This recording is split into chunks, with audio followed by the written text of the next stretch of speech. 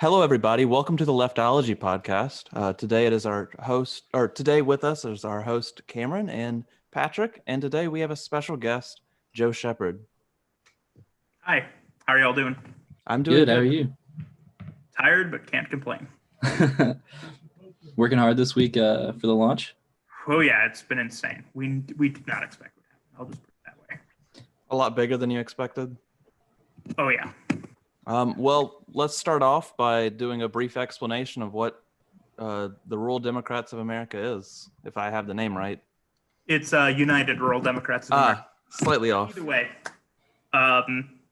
we're the only one in kind of in this field, so we're kind of chill, whatever name you use, quite frankly. Basically, so I am from Iowa. I've worked on a couple campaigns in Iowa and Wisconsin. And honestly, I've met with a lot of people who just feel sort of left out of the political equation. Maybe they voted for Trump out of spite or because they felt like he was the only person in decades who listened to them. And I think that, a lot of rural and Rust Belt communities, they need reform. They need change. And while there is, a definite social conservative flair to many of these communities, the change that they need is simply not going to come from the Republican Party. And they've already had a chance. Most of these areas have been dominated by the GOP for a generation, if not more so. So that's basically kind of the premise of URD. The hope is, because it is so hard to organize in rural areas due to a much smaller population density, that we can kind of create this much larger network wherein we can bring people in from other parts of either the state or the region of that state and try and create a much more strong coalition. So it's like a coalition to bring rural voters back to the Democratic side? You could put it that way, yes. Truthfully, when it comes to the concept of electoralism, I do think that as of right now that's the right way to do it, because we live in a two-party system. But if we were more equipped, if we had a multi-million-dollar budget, we would be open to doing some sort of like direct aid kind of thing in the future. Because I think that the fundamental issue here is that there are problems in these communities, most of which are way too large to be solved on the individual level. That's definitely true. I do see a lot of the time that there are policies, or let me rephrase what I'm about to say. Like, for a lot of these people, the reason they side with the GOP and the GOP's rhetoric is because they don't really get to see the benefits of having a government that like the Democrats usually won't, because it is always sometimes interlocked. Absolutely right. You're totally correct. I think it's partially that. And rural people, I've noticed in general, whether they're extremely progressive or extremely conservative, there is this common binding factor that most of them simply do not want to be told what to do. And I do think that the Democratic Party, if they want to be successful in these areas, they have a very prescriptive vibe to them, where they know what's best and they can sort of prescribe policies, make things better. Even if those policies are going to benefit people and if they are going to make people's lives better, they need to find a better way to express that.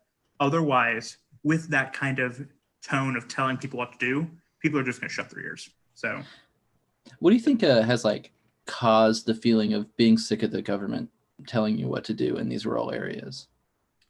I think that's just sort of, part of American history, part of how, this country was formed, in sort of an opposition to government overreach, if you want to look at it like that. So I think, because a lot of rural areas, we have this sort of frontier spirit, a lot of these areas were settled not really by governments, but by people. They just sort of came out here and built communities. I know obviously South Carolina has been colonized for a very long time, but out in Iowa, like most of the communities here are less than 200 years old, if not all of them. So, because of that, I think that just because I'm a political psych nerd, I think because of that sort of how these communities were formed, there will always be sort of aversion, at least a little bit, to outside forces greater than them. It is definitely a part of the American spirit, as to say, to just don't tell me what to do. I don't want to hear it. Exactly. Weren't a lot of rural voters used to be Democrats back during like mining and union days, right? Some yes, some no. So, during the time of like the sort of this boom in mining conflicts in Kentucky and West Virginia in the 1930s, a lot of those areas did vote Republican.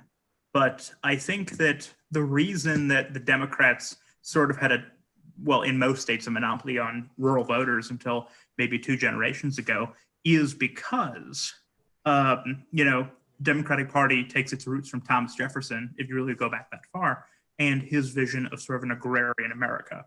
So I feel like as long as that sort of Jeffersonian root was still strong, that Jefferson-Jackson root, I think that the Democratic Party was always going to have sort of an edge in rural areas. And, as the parties changed in the 1930s to the 1990s, I feel like it was just sort of naturally going to flip. Yeah. I mean, a lot of people bring up to the point that the parties aren't extremely different. That doesn't really apply on a social front, but it can at least somewhat apply on an economic front, where there is the more regulation of the Democratic Party and the more free market of the Republican Party. They still do exist somewhat similarly. I mean, the way I've seen it recently with the Democratic Party is it appears to be different economically, but they always seem to concede to the Republicans anyway on that front, and they just kind of offer a different social view. I think you're mostly right. I do think that there are, some larger economic differences between the parties than that. But the problem is, at least in our time, many of these areas are almost dead zones for the Democratic Party. So a lot of the things that I say are very much theoretical, given both the technological advancements since, the last great sort of spending in these areas, which would be, either the Great Society of Johnson or the programs of FDR, depending on where we're talking. Also, I think that there are people within the Democratic Party who do wish to sort of spend more in these areas and kind of rebuild them. But because and I'm actually going on the Hills Rising to discuss this on Monday, because we have such a hard time winning in these areas, these ideas cannot be implemented. So there's sort of this sort of sunk cost, like we don't want to try anymore. Are the people in these areas like opposed to the economic? I'm assuming they're not opposed to like the economic investment. What do you think is the reason they're not voting for it? I'll tell you exactly why, and I guess I'll start with a little story, because obviously you guys are both from the South. I'm from the. I can tell you, if you look back even 30 years ago, a lot of the Democrats that were sent to Congress by Southerners were socially conservative and fiscally very liberal. You have people like Howell Heflin, who I think fits that pretty well. You have others. I'm drawing a blank on currently. My apologies. We had Strom Thurmond in the Senate for like 70 years. Oh God. Fritz Hollings is another great example of what I'm talking about, where he was quite socially conservative, but he was willing to spend if needed. I think that, that is how you sort of can win rural areas. Although I do not advise it, just because I think there are many drawbacks to social conservatism. But I think that's just basically the problem. We need to sort of expand. And because the Republican Party dominates in these areas, they've sort of portrayed the Democrats as they're going to destroy your way of life and we're the last defenders of it. And, there's a whole bunch of dog whistles I could put in right here, but I'm not. Yeah, we're not trying to get canceled yet. This is like our 5th episode. Yeah, I totally understand. And I think, because of that, and because the Democratic Party has been removed from many of these areas for a generation or more, that, that's just lost ground. And that's why they don't vote for Democrats, because, a lot of the voting base, all they know is Republican politics. And it's quite interesting because, you look at these Democrats in the 1980s who were quite socially conservative. And then if you look at Democrats in the same region of, the South who are Republican now, like Richard Shelby of Alabama is a good example of this, where we flip parties. I think you can really find the propaganda working, because you've gone from these areas where we're family values, but we still believe in economic growth and spending, to we're family values and also balancing the budget and cutting, the deficits or whatever you want to, phrase that as. So I think that, that's what's changed. mean, after a while of having that, if we're talking like really rural, it does create a bubble effect because most of my dad's side of a family lives in a little small, not even probably couldn't qualify as like a hamlet. It's about like 200, 400 people, and most of the people who live there are my family members. So the only, they don't really have a connection to like their neighbors as much as somebody in like maybe the suburbs or the urban areas would. Hmm. So it does create like a bubble effect where the views they espouse are the same views as their brothers, their uncles, and other things, and that's all they're hearing. And when they go on television, they're definitely not going to check a channel that just totally tells them their worldview is wrong. Yeah, Yeah, totally. I think it is a lot of rural people are very much still connected with traditionalism, and I think that is honestly like it seems that like the Democratic Party is very much pushing forward the social progressivism, but not really being progressive enough on the economic front. And that's one of the reasons I've personally felt a little disillusioned with the party. And so I'm wondering if that's has some sort of similar effect in these rural areas.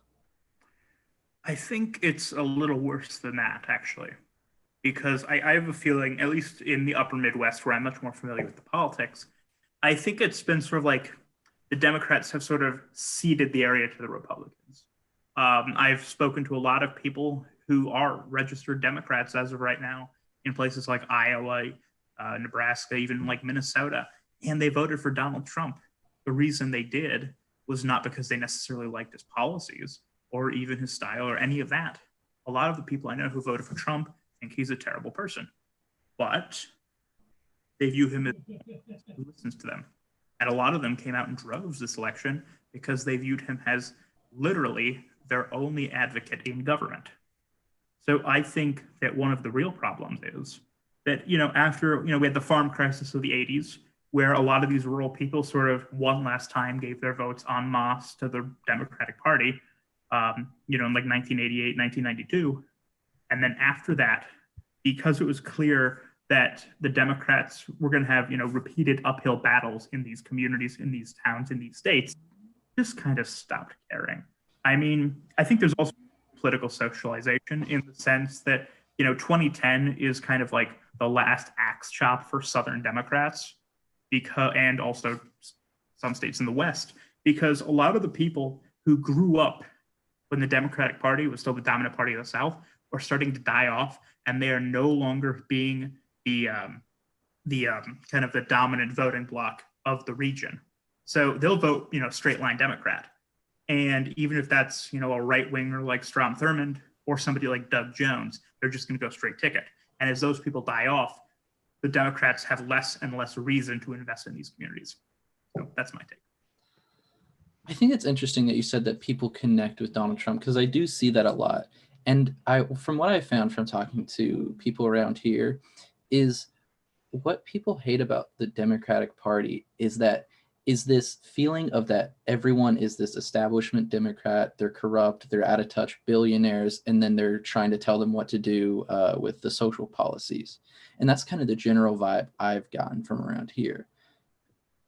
I think you're totally right in some sense. I think what the Democrats need to do, and my organization will definitely be working with candidates to try and do this, is I think that, we need to sort of dominate local politics again. Because, as long as, we're the big tent, as long as we can kind of broadly agree on, various policy goals, I'm down with working with people. Because, what works in Ames, Iowa may not work in, Charleston, South Carolina, or Reno, Nevada. So I think that we need people who are of their district, of their community.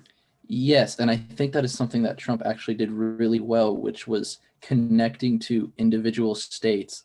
Like I remember hearing about how he was up in Maine talking about like lobster fishing disagreements with fishermen from Canada or something.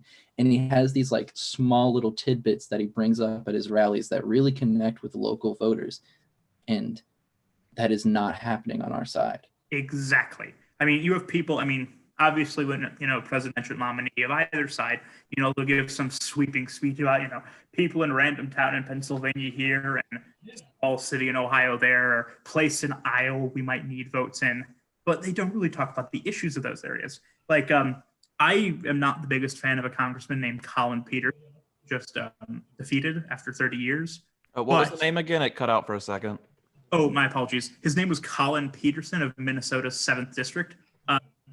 He's a bit too conservative for my personal taste, but I think he was a fantastic congressman because he was a man of the district. He fundamentally understood what the people wanted, what the people needed, and he was sort of seen as a fixture of the community. That was so powerful that in 2016, Donald Trump carried his district by 30 points, but he somehow pulled out by 6. Ooh. So I think we need more congresspeople like that. I was reading a book recently called it's for left populism. We're definitely much further left than you are politically, at least. Probably. But that's nothing to. That's not a problem at all. But it was advocating more for like the Bernie Sanders and Jeremy Corbyn types, which Corbyn has his own controversy that I don't even want to like touch. And it was talking about how there's like 3 different groups of the left. There's the more like moderate, just kind of reforming but accepting like what is the current part with no like long-term goal.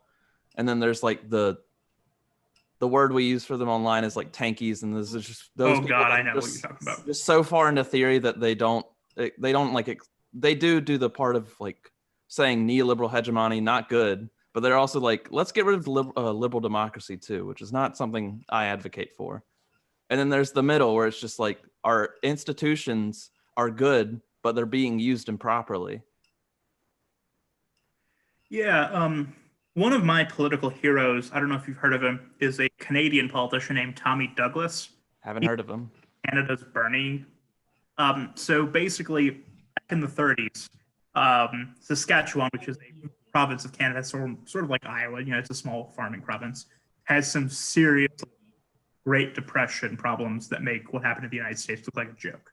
So he was this Baptist minister that sort of noticed the suffering in his community, and he was able to start, to help others, a political movement of sort of like anti-racist conservatives, because the Ku Klux Klan had a weird influence in the province at the time, along with disaffected liberals and basically poor people of all stripes politically. And they were able to form a government after, I think, like 12 years. And he served 5 terms as the prime minister of Saskatchewan. And during that time, he implemented Medicare for the first time in any of these provinces. He also implemented a few other programs like air ambulances, because it's such a large area that sometimes an ambulance simply is not good enough. He built highways, he built plumbing. So he really modernized the state. He spent like demon, but at the same time, and this is what I always tell conservatives when I tell this story, he maintained 17 balanced budgets in a row. So it can be done if you know what you're doing. And I think that, his movement, since he was rated by the people of Canada in a 2004 poll as their greatest citizen ever for being the father of Medicare. I have heard of him before. Okay, yeah.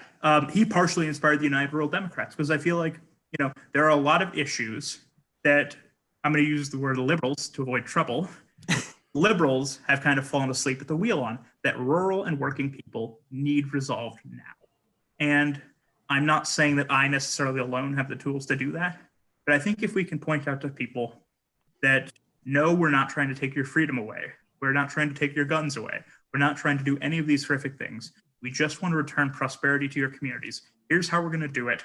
And if you'd like to join us, we'd be more than happy. I think that's how we're going to reach people. That's definitely a good message to come out to people with, because they've kind of, at least in more conservative rural areas, they've kind of accepted that economic liberalism, free markets are the only possible way to get up in life, despite never benefiting from it. Yeah, I don't fully understand that either, but yeah, I mean, just it's really confounding, because those policies and those methods, if you don't really have, a college degree, if you're just some high school graduate who's working, annual labor, or even, some office desk job, then you're not going to see the benefits of that economic system. I mean, yeah, it might keep your nose out of water, but I think I read somewhere that like there's this thing called the American Dream Index, where it's like the likelihood of you being born in the bottom 20% and ending your life, or at least your career, in the top 20%. And we weren't even in the top 10. I think Denmark was number one. Is that the social mobility chart? I think it is. Because we're like 15th on that. Yeah, I think so. Yeah, and when I read it was called the American Dream Index, but it's yeah, I know. I've seen that a lot. And I remember that because I always see conservatives pushing the American dream still and talking about our social mobility when we're significantly lower than like quite a few countries out there. But going back to what you were saying, what do you think are the specific problems that these areas are facing? Because I've seen like a little bit about it. I think I watched one of ICE's YouTube documentaries about a mining town where every kid was just a miner and they took on their father's job, and then mining went away, and now the area's kind of in wreckins. They don't in wreck and they don't want to leave because it's like their home. They feel really connected to it. Yeah, I think, well, the one issue I always bring up is access to broadband. As of right now, only about 60% of Americans have access to that. And we're actually doing a study on this right now internally because we want to put out something about this. But basically, we're losing billions of dollars every year because these small businesses do not have access to these, wider markets or wider availability because they don't have access to broadband. And, it doesn't affect, the financial sector too. It also affects education. I was speaking to a congressional candidate from Indiana a few months ago who was lamenting that a lot of these high school seniors may have trouble getting into college, not because they're not qualified, but because they will be fifth-year seniors because they will be unable to go to school because the internet is so poor. And I know with a lot of universities, my university doesn't really do holistic review. They just sort of look at your GPA, at how long you took to graduate high school, and that's basically it. Kids are going to struggle. Oh, so like a lot of rural communities just have completely shut down during the pandemic and are now going to have to add an extra year? I've heard that, yes. Oh, wow. Because, you need to do school. Obviously, you need to complete X number of courses or credit hours or up. And if you cannot physically be in the classroom, and if your school or your community's internet is so poor that you can't do a Zoom meeting like we're doing right now, then you're going to just have to wait a semester. And doing that is a major black mark on your resume when you're going for college apps. So it's not just the financial sector. I usually talk about the financial sector when I'm trying to sort of disarm conservatives. This affects everything.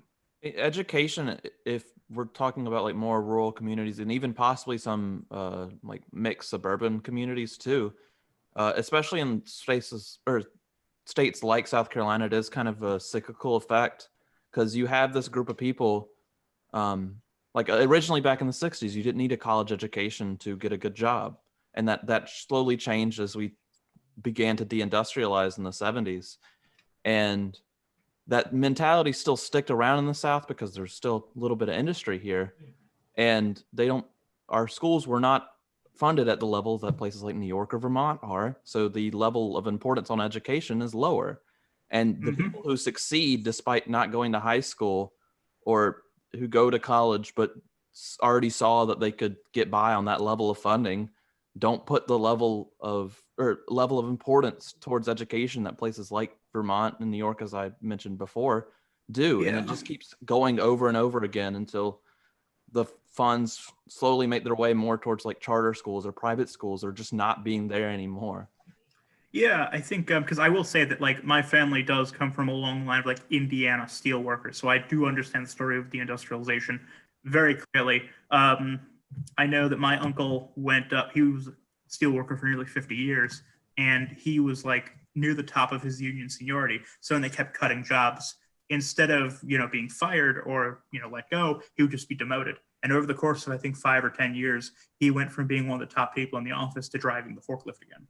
So I understand that completely. Now, I will say there is a story of a bit of hope. it's a bit flawed, but I think it could be implemented elsewhere, maybe with some tweaks. So there's a town in Iowa about 30 miles east of Des Moines called Newton. Back in the day, they built washing machines, dryers, all kinds of things for Maytag. And then they left. A lot of people were left unemployed, but with skills.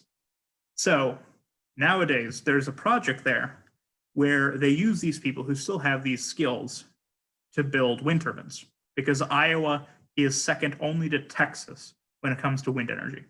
So I will admit that I have heard from people who work at these factories that it is not as good paying, and maybe the benefits are not 100% what they were during the old Maytag days.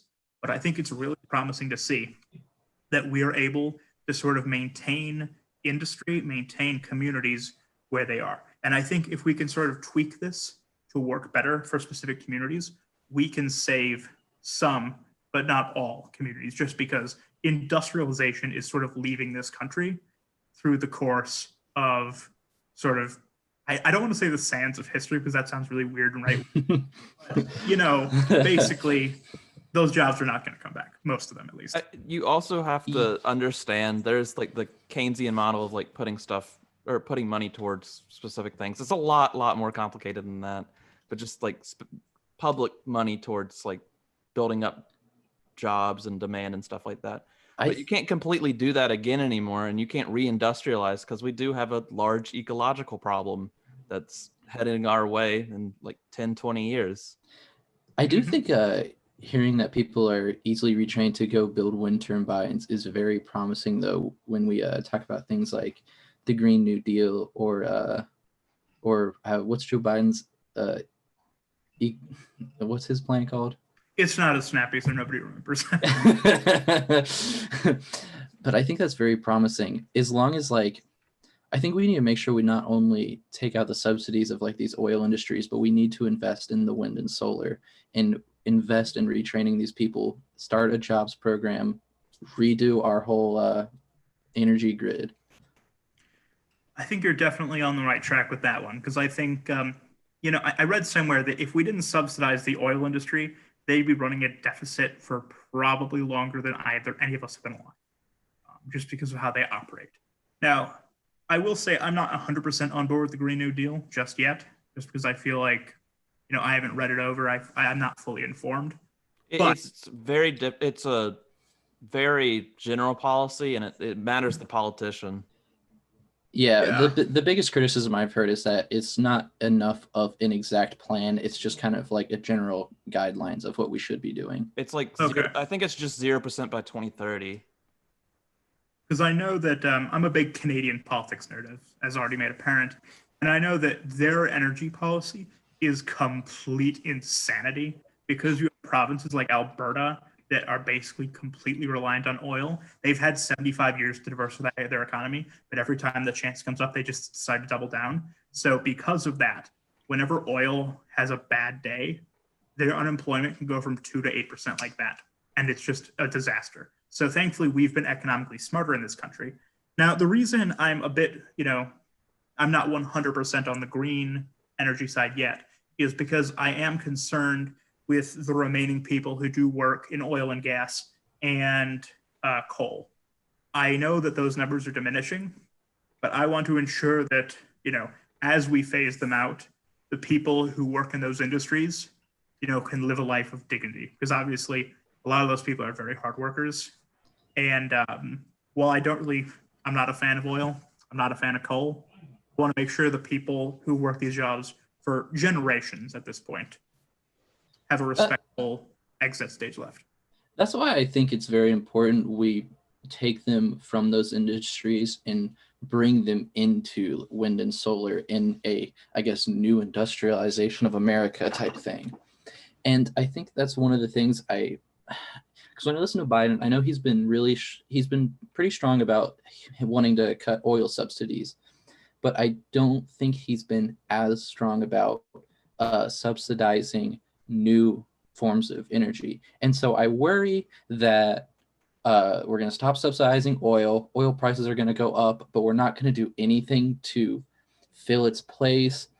And we're going to end up being left with the worst of both worlds. And then people are going to run to the Trump of 2024?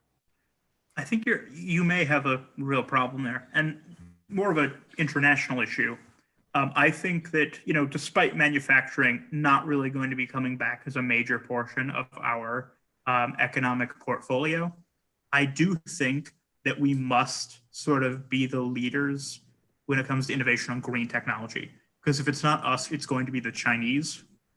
And I would prefer that the technology that very well could save the world from itself is in the hands of a nation that is not so outwardly hostile to democracy.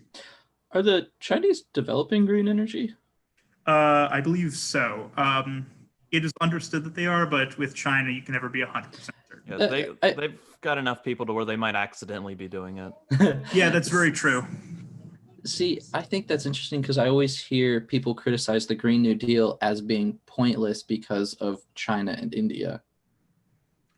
Yeah, I think that is a bit silly, just because China and India are, in their sort of lifespans as countries, are in completely different places right now.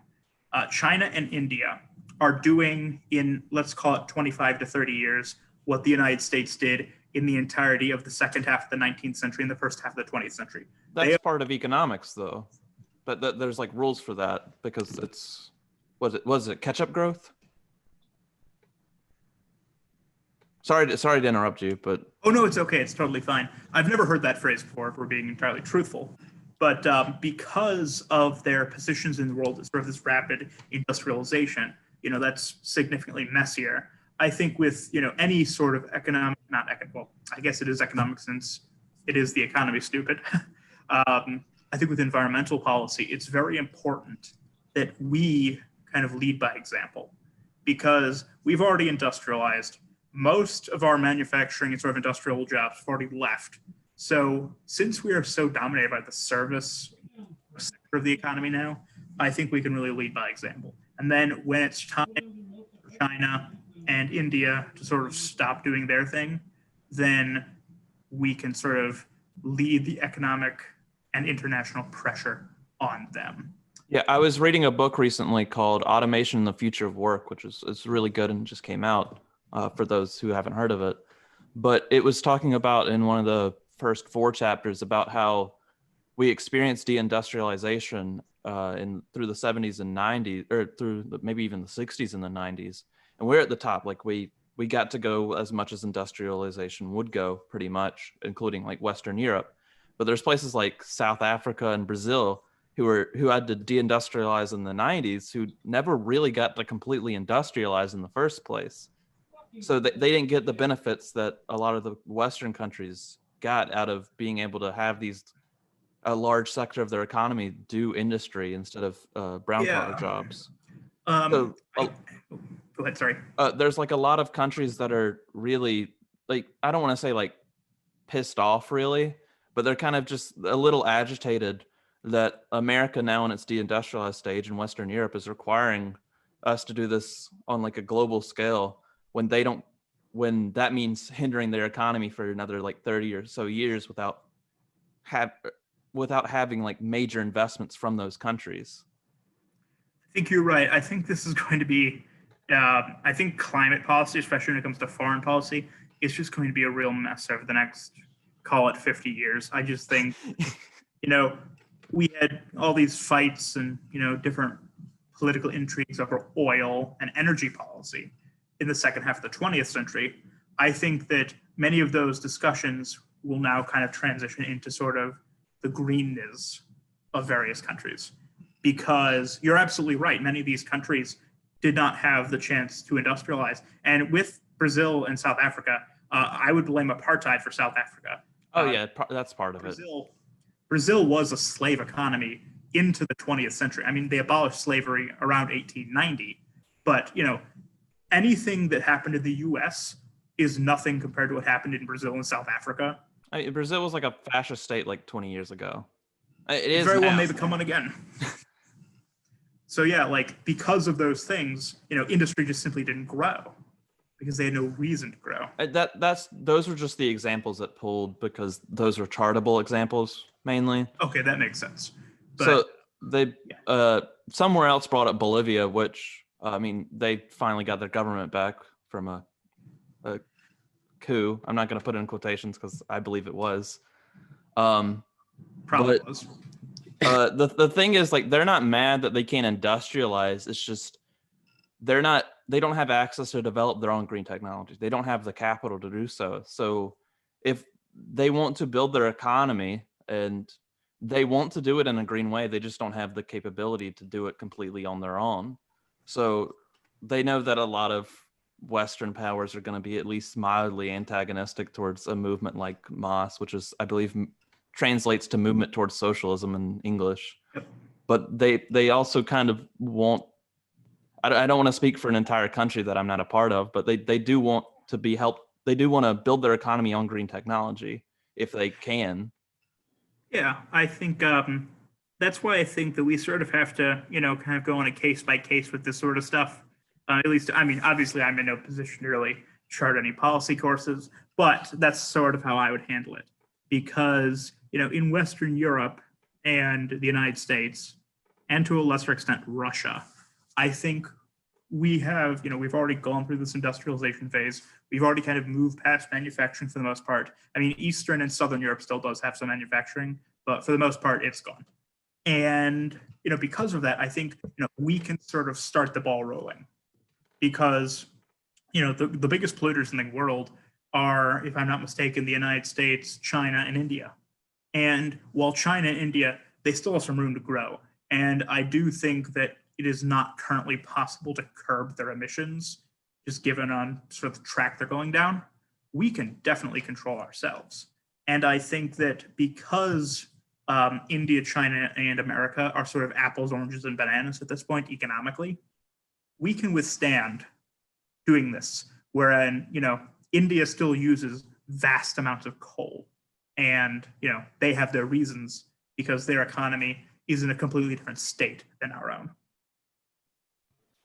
Do you think it's the business of America that once we start becoming more green, trying to push those other countries to go green? And for the smaller ones we talked about, maybe investing in their countries so that they can have green energy?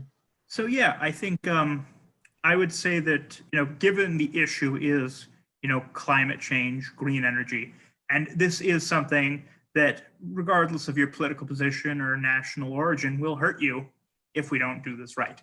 So I think that, yes, we should push other countries to become greener over time, but only after they've reached certain benchmarks. And it should not just be the United States of America. I feel like because this is a world issue, there should be international pressure to do so, since this is not just an American issue. I think with, smaller countries, I don't know if you've heard, but Julian Castro, when he ran for president, discussed a Marshall Plan for Central America to give large amounts of money and grants to countries like Nicaragua, Guatemala, El Salvador to try and help them rebuild their countries and revitalize them. I think that a lot of American foreign policy should be based around that because at this point, we don't really have that much else to do in terms of aggression or, opposition. I think at this point, it's just about, making as many friends as we can. I know that sounds extraordinarily naive. I know, I'm surprised, a little Daisy hasn't appeared behind me or something. It does sound like a little preschool show about making friends with other countries, but it is true. I do think we need to be less imperialistic and more cooperative with other countries. Because I think, things like the Marshall Plan, they were able to turn through these, different infrastructure programs and rebuilding. We were able to turn Europe from a complete wasteland into a very strong economic and diplomatic force in a very short period of time. So I think that, once countries sort of hit the benchmark for this green technology, we should be willing to work with them to give it to them. And maybe if that country, say, has, human rights problems, maybe we say, you drop this, and we'll give you this. Or, maybe it'll just be sort of a gift. But I think that with the issue of climate change, Internationally speaking, we cannot do this alone. Like, obviously, we are the most powerful nation in the history of the world, but there are some things you just need a little help from your friends. Okay, I'm done with the hippie crap. In our foreign policy, especially in the last or since World War II, pretty much, we've always just kind of gone in expecting something back, at least in physical form, rather than some like long-term project. Because like we went to Europe, we expected them not to uh, alliance themselves with the Soviet Union. That was the benefit. We gave them a lot of money. They get to build their social welfare programs, and they didn't ally with the Soviet Union. And then that's what we did with the Middle East, with the little bit different, and that didn't work out as well.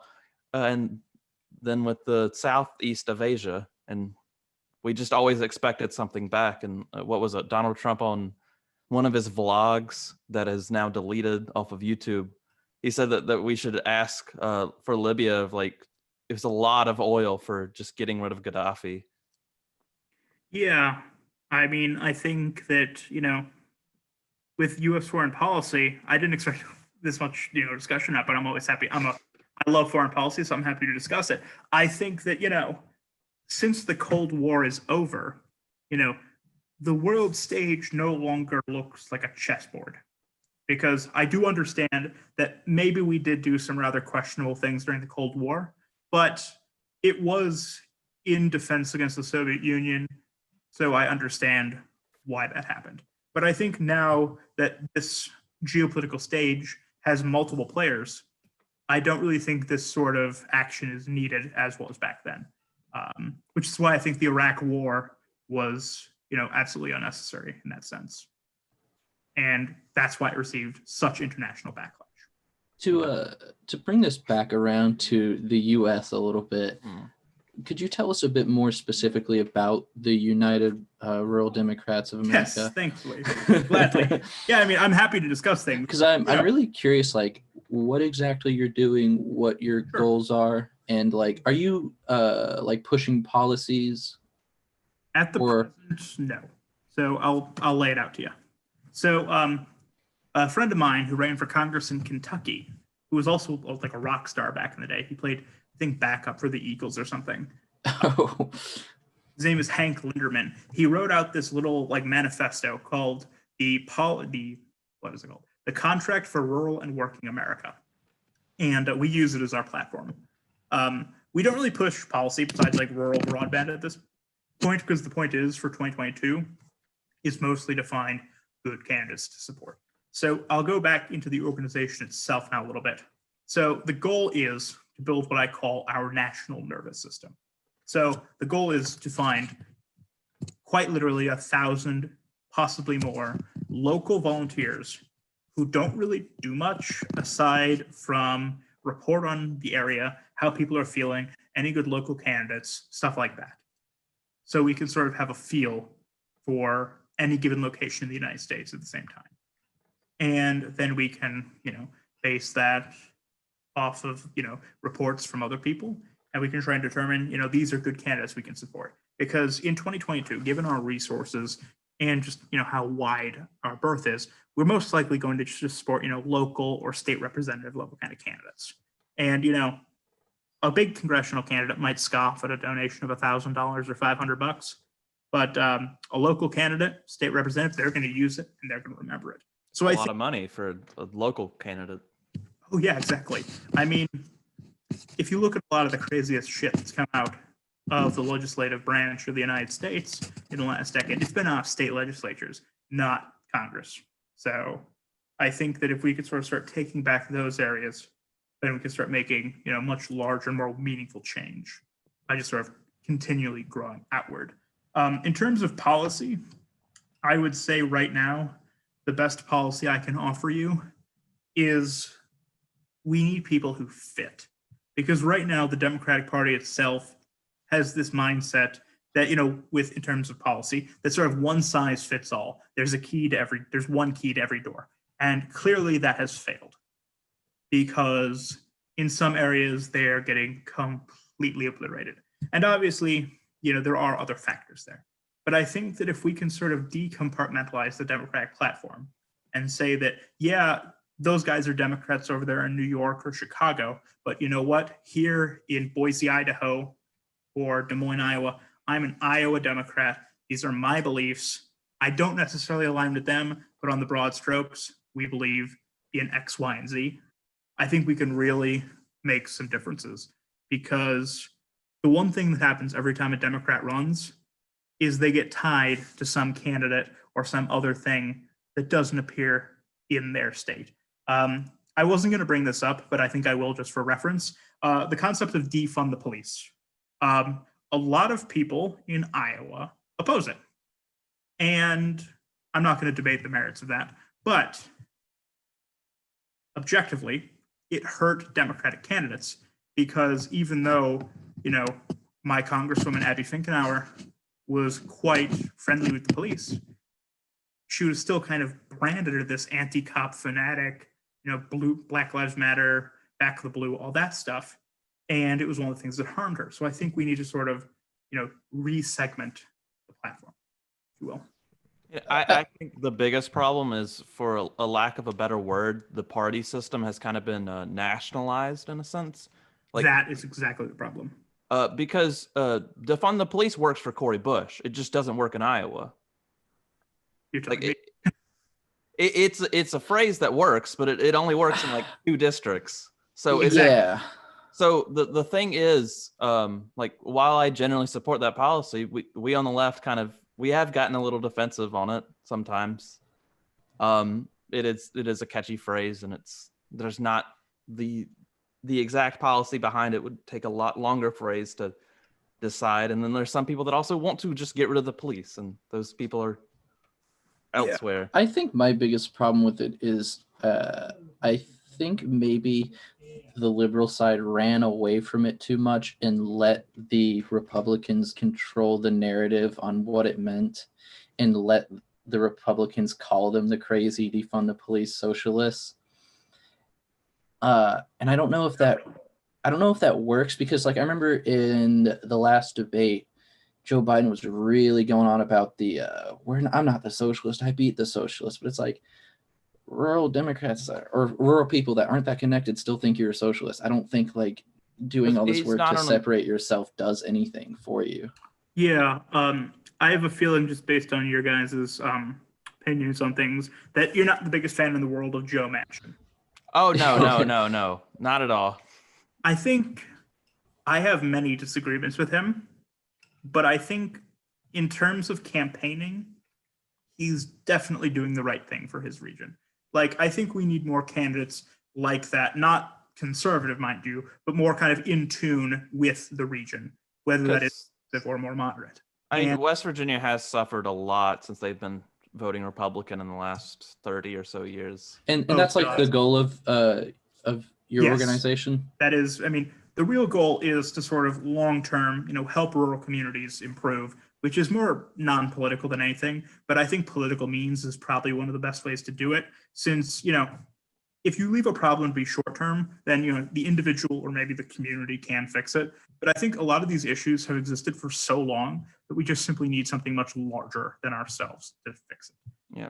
I think, with these kind of better candidates, we might be able to do something, because, Joe Manchin, I don't agree with him on everything, but he does know how to campaign as a solid West Virginian. And I think that that is a net positive. And we need more candidates who can think like that, who can think of themselves. And I think also, if we're going to do a more progressive and urban example, Jamal Bowman, I love him. He's, he's great. Solid, not column, I guess, pillar column of his community. He's a local school principal. He knows how the people of his area think, need, and feel. And we just need more candidates like that in rural areas. Plain and simple. I mean, the problem, as I said before, nationalizing, you see that with smaller movements like the Green Party, and they think that they can just go for the top of the office, or the top office, and just work their way down. But this is a much better version of doing it, because it's what the evangelicals did in the 70s and 80s to take over the Republican Party. They started with your school boards. They started with your city council. They started with the state legislators before they went for people like George H.W. Bush in 2000. That's why I really like what the DSA is doing right now, starting with more local candidates. And I'm hoping long-term they'll bring the whole party a little more further to the left. But going back to the United Rural Democrats, so what exactly are more specific plans? Are you like doing like door-to-door knocking, like phone calls to people? What are you guys doing? So Yeah. what are we? So I love the door knocking. So I do too. once we actually get out and once the world is a little safer, we're developing a system of organizers right now. For the next, let's call it 6 to 8 months, depending on your state and all the filing deadlines, we're going to be basically going around to communities across whatever state you live in, and we're going to just go to local political events, local local social gatherings. Some states are kind of locked down right now, some aren't. So there's variance, but we're just going to start to make ourselves part of the landscape, part of the community. So I think that is key to any movement of this sort, because then my state is obviously, we're characterized as just kind of white bread. That's it. Corn. World's largest something in the middle of a cornfield. That's Iowa. But I think there is like internal diversity in the state. So I think when we have our organizers who can understand that in this narrow part of the state, these values are taken to a higher standard than these values, we can actually start to recruit candidates and fund candidates. And when we do have this sort of slate, then we intend to phone bank for them, knock doors for them, depending on whatever the state organization feels like at the time. So that's the general plan. And this is something that I'm assuming like local people like us can get involved in when you come around to our areas. Oh, yes, of course. We are not the most active in your state yet, but yes, of course. I'm not sure if I'm allowed to swear, right? Yeah, I already said piss. You're good. Okay, cool. So, I don't really care. My philosophy is with this group, because we are looking to make such changes that, affect everyone. We're not really, that narrowly partisan or ideological. Everybody's welcome unless you're a dick. So, as long as you sort of gel well with the group, you're welcome. So yeah, that's the general thing. And I hate if I sound too vague, but it's like, because, and I will be honest with you, our launch was, so good and so, powerful that we really need to start thinking more nationally than I was anticipating. Because originally we were going to focus on, Georgia, help those 2 candidates win. And then we were going to do some testing in Virginia because they have their elections 1 year off. But I think that, sort of the key, if you want to sort of get it down to sort of 2 sentences, it's 1, the Democrats need to start listening to these areas again. Since they can't, we will. And 2, the other snippet would be that we need people who can sort of understand where they're coming from. I think that a lot of the times, and we've already discussed this, I think the National Party tries to cram the national platform into areas where it just is not necessarily going to take well. So I think that, whether it is to the left or to the right, we just need people who can actually win, because as the old saying goes, losers do not legislate. What do you think your biggest challenge is coming up over like the next year?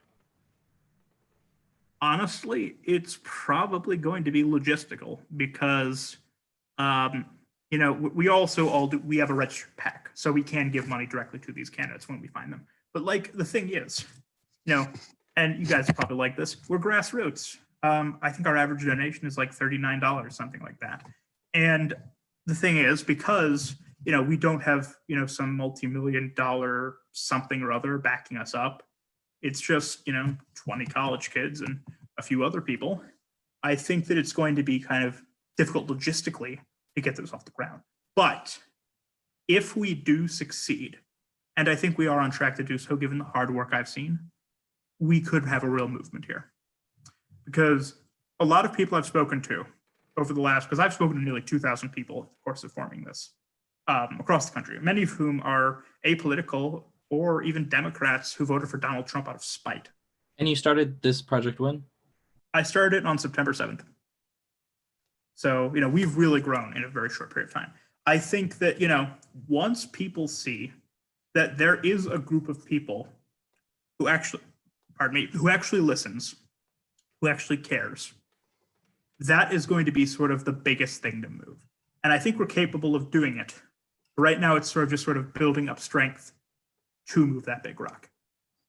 Yeah, I think a lot of what you're saying reminds me of that the Jamie Harrison ad that I saw a couple times on Facebook, where he was talking about the rural guy down the dirt road that doesn't really give a shit about what the government's doing because none of it's really affected his life or made it any better. Yeah, I think I've seen that ad.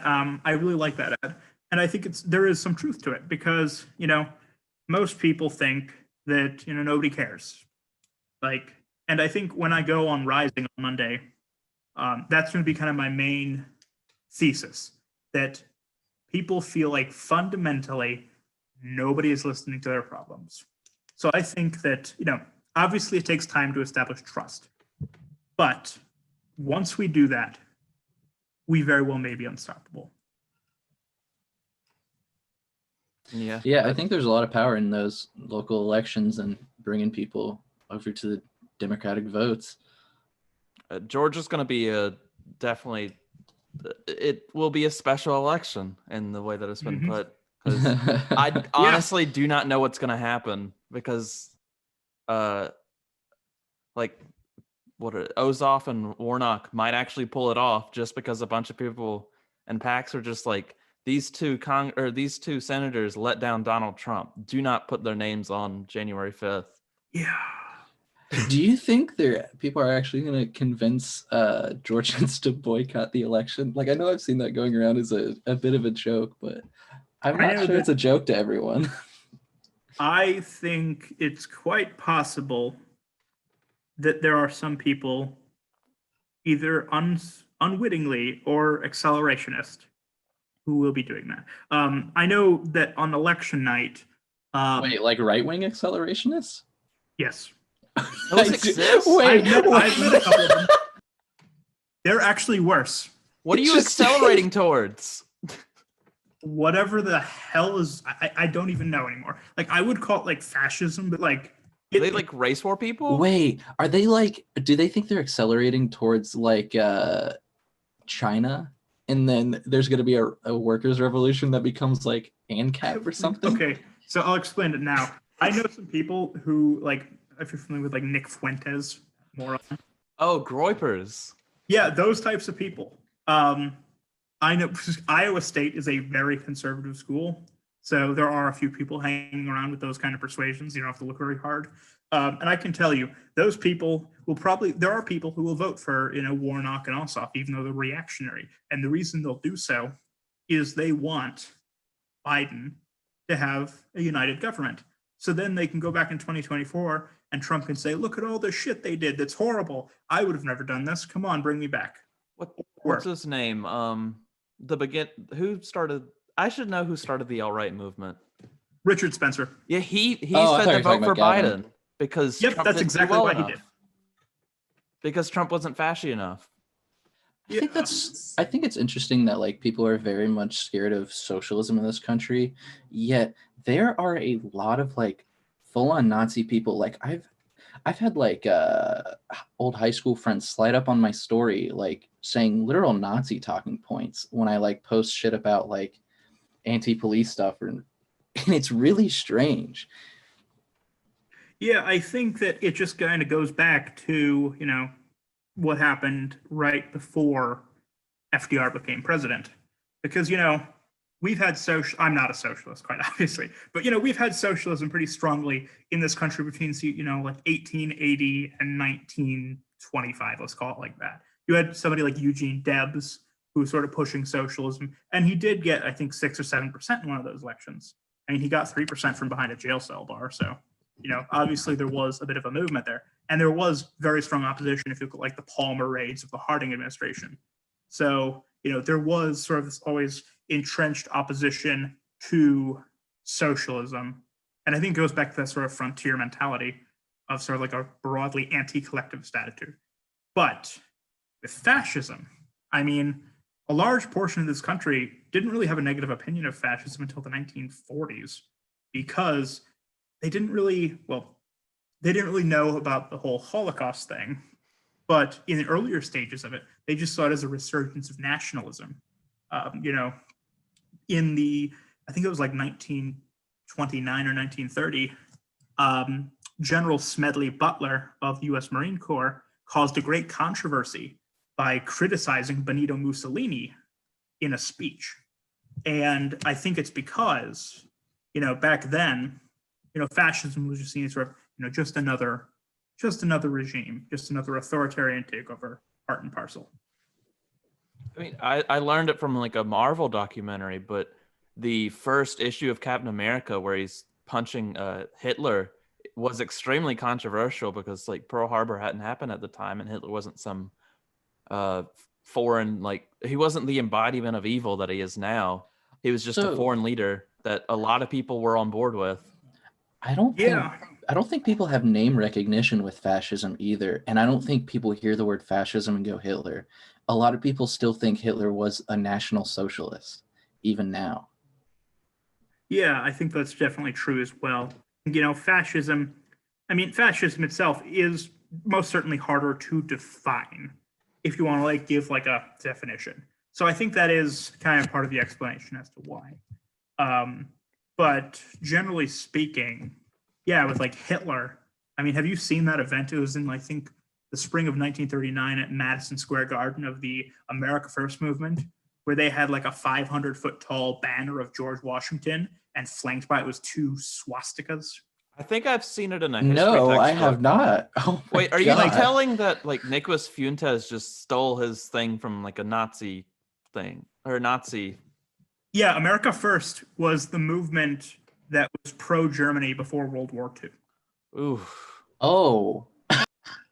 Wow. That's insane.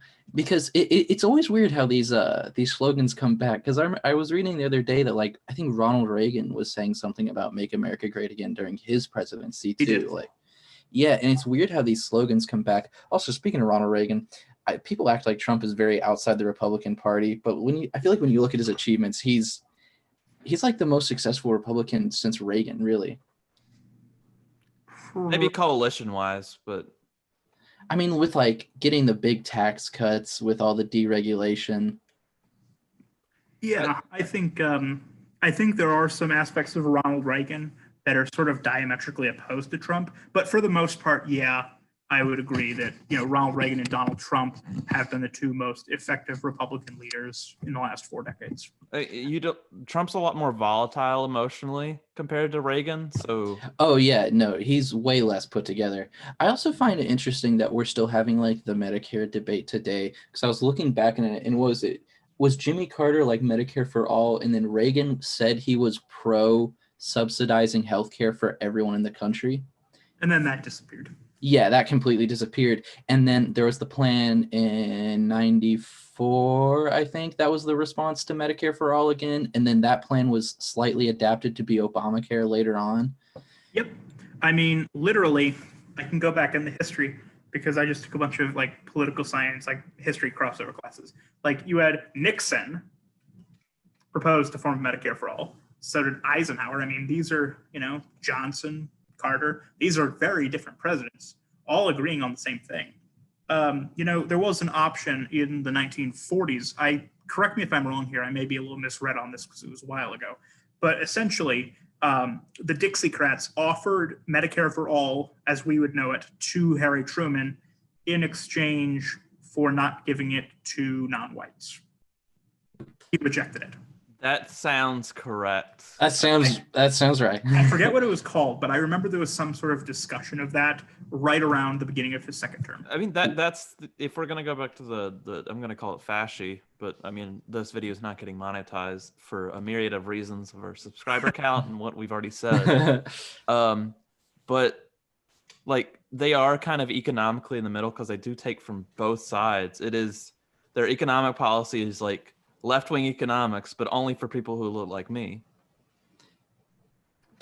So what do you think has kept us from having Medicare for all these years? Because I think, like, when I talk to my parents, I don't think they don't realize that this is something that's gone back for fucking decades. Yeah, I mean, like, I just think it's really interesting that we haven't, because you have to consider the fact, if you go to Germany, Germany got their version of universal health care in the 1870s because Otto von Bismarck did not want to give the socialists a leg to stand on. He literally gave the German people universal health care to cut socialism at the bud. I mean, we've done that with a few programs. Yeah, but why haven't we? I mean, like, I just find it interesting that this is the one that keeps getting away from us. Because it's really hard to build a socialist movement, especially with like our history with unions, Pinkertons, and stuff like that. But there's Yeah, I think no, it's just like generally speaking, like of all of the things that we've sort of fought in the name of fighting like either socialism or anarchism or whatever it is, I think that this is one that could actually help people. And unlike a lot of them, there is clear bipartisan support even today for things like this. So like, I just don't get it. I think that it's sort of more of a corporatist issue than anything else, really. because you had the libertarian response to the New Deal that was a major part of the American ideology for like 30 to 40 years after the New Deal was passed. Yeah, I know. It's strange to me that like somewhere in all of these opportunities to do it, we didn't. Because you have to consider in Canada, when they implemented Medicare, the doctors went on strike for 3 weeks. And basically public opinion for the government went through the floor. People actually died as a result of it because the doctors just refused to take care of anyone. So they had to bring in doctors from like the UK, America, elsewhere. And then finally, the people just kind of rose up against the doctors and said, okay, enough of this bullshit. And Medicare happened. So I think this was 1960. When did all the Medicare fear mongering start? Because I think that's a big problem now. Is like Medicare socialism. Medicare is slow. It sucks, but it's not exactly true. I think it's always been there. I mean, in 1962, I think, or 1963, Ronald Reagan did a podcast or like an audio recording where he talked about Medicare and said that if we had Medicare, it would be the end of the America we know. And he like literally the last sentence or two of his phrase is like, one day we would find out that we have socialism, and we would spend our twilight years with our children on our lap, telling them when men were free. It's like literally like the ultimate fear mongering.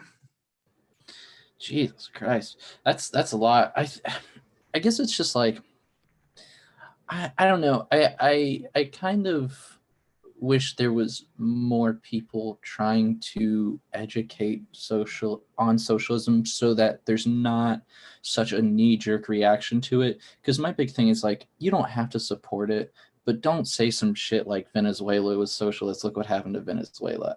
That drives me through the roof.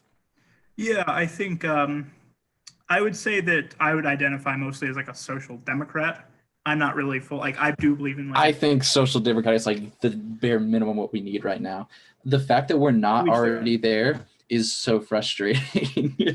But regardless, I think that it's not just the issue of social. It's just no matter who does it, it just sort of needs to be done because in the United Kingdom, a lot of their good labor laws that were implemented before Thatcher tore them down were actually implemented in the 50s by Churchill. So I think that regardless of socialism or progressivism or even conservatism, I feel like, and this is kind of the the axiomatic vibe of my organization, there are things that need to get done. It's quite clear that the Republican Party and their philosophy will not lead us to these things. The Democratic Party has not done as well as they should in these areas when it comes to outreach and listening, but we must work together to get this stuff done. Well, I think the other opposition is with young people. It's very political compass is a meme, but the young generation seems to all be on the bottom of it, but they're very far right libertarian or very far left libertarian. And even those things like public schools getting funded, Medicare for all happening is very important. I honestly almost think young right-wing libertarians are almost more opposition in the long term than like the conservative Republican Party. That is distinctly possible. I think that if the Republican Party were to have internal divisions as a result of Trump staying on as leader of the party, I think you could definitely see sort of a split, and one of the splinters would be something to that effect. Because I think that, and I know this is sort of a boomer take, but I think most young people do not have a very strong grasp on economics. So that's not a boomer take. That's just true. Okay. I think that's like true of every generation, true, though. But I mean, the last time I said it, I was called a boomer, so I'll just kind of preempt it with that. Basically, I think that, once you sort of get down to the meat and potatoes of things, then you can really start to look at it through, clear eyes. We can actually do something. But I think a lot of people who are, especially on that extreme libertarian right, yes, having this extreme libertarian financial fiscal position on government will result in a very efficient government financially, but you're also going to screw over hundreds of thousands, if not millions of people in the process of doing that. Yeah, the way I see like minarchism and anarcho-capitalism is it's just like wealth inequality to the max. And then, we got these people that want to privatize schools, privatize fucking the police, privatize the fire department. I really hope that those people don't actually get real chances in government. I mean, Betsy DeVos is probably the biggest on, with at least like 2 levels of coverage of the privatized school part. I think what would happen, and I don't know how well you know like other states, but like Kansas, you had Sam Brownback. He just tried slashing his government's budget to hell, and he destroyed social services in his state so badly. Didn't he get rid of like income tax or something? He got rid of it like a lot. Like he just slashed. It was like supposed to be some sort of like libertarian experiment. I don't fully understand. Because I remember there was like 2 18-year-olds that were Republican, but were pushing for more taxes because the state had gone into such a like hellish state. Yeah, exactly. I thought our economic experiments were for Central America, not in the U.S. No, Brownback, and I have friend like my vice president is from Kansas, and like he's told me that like Brownback's idea was to sort of like make government as functionally efficient as small as he could, and instead of making it as small and efficient as he could, he just kind of broke it. Yeah, I mean, he definitely needs to be more efficient, but not smaller. Yeah, that's the other thing. I think people have it in their head that big government means corrupt government and means control. People think like big government means no guns, and they have almost no connection. Yeah, I personally hate the big government bad government, or even big government small government binary, because I think that it's more about good governance. Yes, it's what they're doing. I can tell you, I grew up in the state of Illinois, and they have a pretty big government by the standards of a state, but they are corrupt and incompetent. So I understand why people would be opposed to big government, because they're not doing very well at what they're supposed to be doing. So I think that, instead of size, it should be, what we're getting from it and how it actually functions. Yeah, one of the things I like to say is that the government always represents somebody. The government's a good democracy when it represents the people. I think that's definitely true. That's what we're trying to do. I know that, a lot of people, especially in these rural races and, smaller congressional races, oftentimes the Democratic Party will sort of pick their person 18 months in advance. Doesn't really matter, if they fit the region or not. And then when they lose, they're like, I guess we didn't give them enough money. Yeah, they just shuffle like millions or tens of millions of dollars into Amy McGrath and Jamie Harrison. Oh, I have a story about Amy McGrath for you. I will tell it until after the election, but I'm telling it now. So Nice. allegedly, what I was told is that Amy McGrath was supposed to run and make Mitch McConnell bleed as much money as possible. So he'd hoard money and not give it to Republicans who are threatened. And that she knew she was going to lose. And in exchange, she would get Secretary of the Air Force or something like that. And then she's not going to get that. Not by losing by 20. Literally, she outperformed Marquita Bradshaw by 2. And there was like $100 million difference between them. Yeah, I didn't put a single dollar towards that campaign. I thought Jamie Harrison could have pulled it off, but I think the Nancy Pelosi, Chuck Schumer ads kind of got him in the butt. Yeah, I think Harrison was a fine candidate. I think, honestly, this is just my opinion. I think people are almost more scared as far as like rural right-wing people are more scared of like establishment Democrats than they are of more progressive people with like economic policies. Because I think they ran the attack ads on Harrison that were like the big socialist China, he's in the pockets of China and shit. But I think honestly what's more effective than that is literally just saying he's friends with Nancy Pelosi. People fucking hate Nancy Pelosi. Yeah, no shit. Like, I think, are you familiar with Randy Bryce? No. No. So I ran a congressional race in Wisconsin's 1st district this summer. We lost our primary for questionable reasons, but I'll leave that out. Basically, Randy Bryce is this iron worker who has worked the iron for, I think, like 20, 25 years. He can literally point to, in downtown Milwaukee, what buildings he helped build. And like, you should look up a picture of him. Like, he's all American iron worker. And he ran against Paul Ryan in 2018, and then Ryan withdrew and somebody else ran. But he was very progressive. He's actually Bernie Sanders' main surrogate in the state of Wisconsin. And basically, if it weren't for some personal scandals he had, he probably would be congressman from Wisconsin's 1st right now. And, I think you're totally right with the establishment Democrat thing. That's why I try and avoid being one. Because I think that... Yeah, I kind of wish the Democratic Party would stop pushing forward people that are so associated with corruption. Like, it's like Hillary Clinton in the last election. How the fuck did that happen? It's not even like a decade before she was running for president, she was still associated with being corrupt. Mm-hmm. And like sense of inevitability with a lot of voters.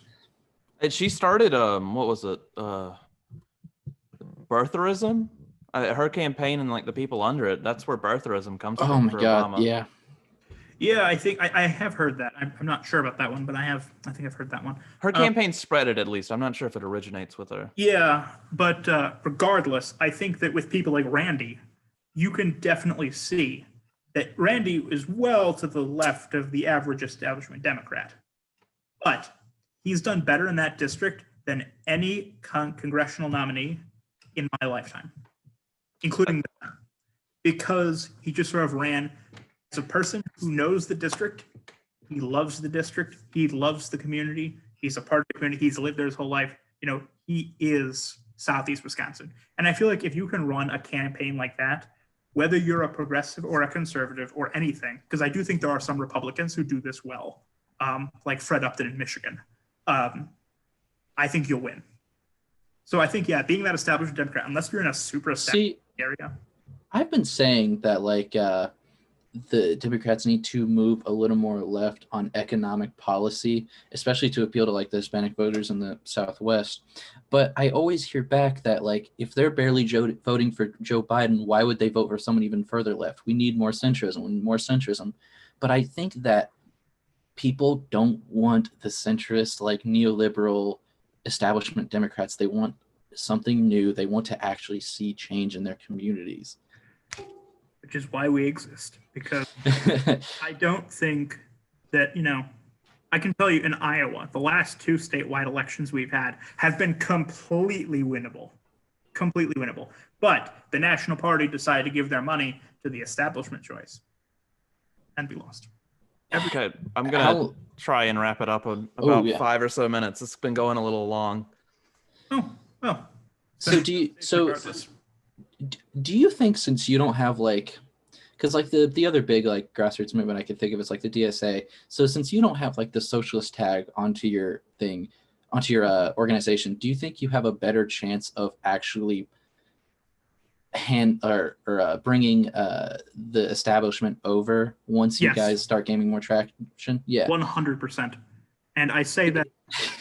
Go ahead. Just anything to bring us to at least social democracy, at least a moderate social democracy. I think that, we kind of avoid the labels just because, in some communities it doesn't help. And, extra explanations usually don't bear fruit. But what I will say is I think because we're in this very interesting position yet where, a lot of organizations like the one I run usually at the gate piss off the Democratic establishment or they piss off the progressive wing. We have done neither. So I think that because we can attract such a diverse coalition, that we can more easily summon the political strength to get things where we want them to go. I think you might have a little tricky task on your hands once you guys start advocating for policies, though. Though right now, I think just generally being a grassroots movement that connects with voters in specific areas, I do think you guys will have a lot of success with that. Just staying with those broader policies like broadband for rural communities, that like who's going to disagree with that except for somebody who's like pure evil? Here's a tricky part with that though, is are you thinking bringing private companies in, or are you thinking like nationalized internet? Because I personally think we should be nationalizing internet. Oh, I think definitely should be the government doing it. They're more efficient at it. I think, what was it? Somewhere in like Missouri or some of those big cities in the Midwest, a few of them have done it. I want to say Phoenix did it recently, or no, that might have been something completely else. But they have shown to actually do it better than the private companies can, because if you don't have good Wi-Fi, you can just elect somebody that wants to give you better Wi-Fi. So Precisely. They're kind of more accountable than these companies that have basically just been conglomerate. I had the word. They merged all. Conglomerated. Yeah, they merged all together to point where like Comcast is in the north and they don't compete with Spectrum, and Spectrum's in the south and they don't compete with Comcast. I think people are very scared of nationalization because the socialism thing. Yeah. But I don't know. That's why I've been trying to, whenever I try to sell people on like further left ideas, it's all about democracy. People love democracy. Yeah, that's what we need to be selling, because both sides will buy that. Money democracy doesn't work. You cannot elect people with your dollar or whatever. Yeah, I think the way I always describe it is like I just try and draw it to common sense. I know that sounds sort of vacuous. Yeah. Like most of the United States was electrified by the REA in the last century. The government built highways for various reasons, mostly military, but we built the highways, and that has been an invariable boon on our economy, on our connectivity. So I think with rural broadband, I think that is something that can be done very efficiently by the government, because I think they do have, when it comes to infrastructure programs, they have by far the best track record. And going back to policy a bit, I would say that we do not really have, we have our own personal opinions and our platform, but I think broadly speaking, for the next cycle, what we need to focus on, because the Republican Party has such a staggering advantage in local politics, even in blue states, or at least some blue states, we need to focus on what works, what resonates, what gets people moving. Yeah. So that's probably kind of how I would end it here. I think that's a great goal. I think I really enjoyed talking with you, and I'd like to have you on. I'd like to have you on in like 6 months to a year once you guys have had even more traction to talk about your next steps. Oh, Absolutely. definitely. Yeah, well, I've had a great time. Anything you want to plug before you go? Yeah, so to anybody listening, you can check us out at rural_united on Twitter or unitedruraldemocrats.org. time I limit. will have all of those in the description of whatever platform you're listening this on. Just send me the links after we're done here. You got it. Please go check them out. Please go give the United Rural Democrats of America just it's a few dollars if you can, a little bit more if you can do that too. But at least like check them out. Talk to your friend about it. Well, this has been a great discussion. It's probably one of my favorites I've had so far. Yeah, this is my favorite discussion. Thank Okay. We'll hopefully be on next week, guys. I cannot promise that. We'll be on next week. I'll try. I have exams next week. Okay.